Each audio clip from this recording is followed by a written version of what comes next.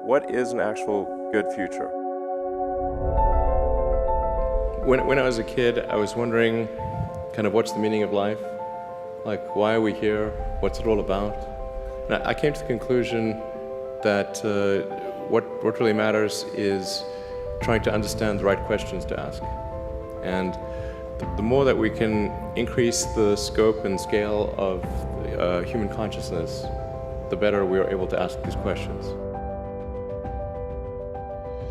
When I was in college, I thought about what are the areas that would most affect the future of humanity, in my opinion. And the three areas were the internet, sustainable energy, and space exploration, particularly if humanity becomes a multi-planet species. You know, there's kind of like a pretty substantial bifurcation in our sort of future if we're either out there among the stars on multiple planets, or if we're confined to Earth until some, obviously, eventual. But I wasn't sure that success was a possibility.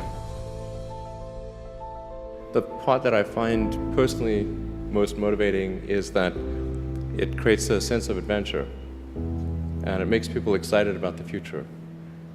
You know, life can't just be about solving problems. Otherwise, what's the point? There's got to be things that people find inspiring and make life worth living. If somebody is doing something that is useful to the rest of society, I think that's a good thing. Like, it doesn't have to change the world. Like, you know, whatever this thing is that you're trying to create, what would be the utility delta compared to the current state of the art times how many people it would affect?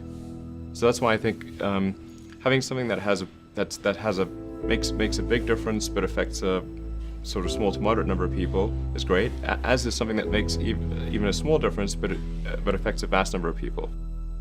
A natural human tendency is wishful thinking, so a challenge for entrepreneurs is to say, well, what's the difference between really believing in your ideals and sticking to them versus pursuing some unrealistic dream that doesn't actually have merit? So you need to be sort of very rigorous in your self-analysis. I think certainly extremely tenacious, and then just work like hell. I mean, you just have to put in, you know, 80 to 100 hour weeks every week. You have a machine extension of yourself in the form of your phone and your computer and all your applications. You are already superhuman. But by far, you have more power, more capability than the President of the United States had 30 years ago. If you have an internet link, you have an oracle of wisdom. You can communicate to millions of people, you can communicate to the rest of Earth instantly. I mean, these are magical powers that didn't exist not that long ago. So everyone is already superhuman. Make sure that whatever you're doing is a great product or service. It has to be really great. But if you're entering anything where there's an existing marketplace against large entrenched competitors, your product or service needs to be much better than theirs. It can't be a little bit better.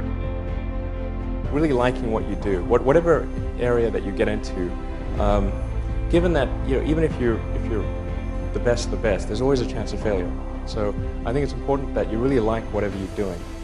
If you don't like it, life is too short. So you definitely want to listen to any positive and negative feedback that you get, which is not to say that you believe it, but you need to look at it, at any positive and negative feedback, and say, maybe it's correct, maybe it's not, weigh it up, and just sort of carefully reflect on all the information you receive. There's no point in spending your time on things that are going right. So you only spend your time on things that are going wrong. So I wouldn't say I think you have to feel quite compelled to do it and have a fairly high pain threshold.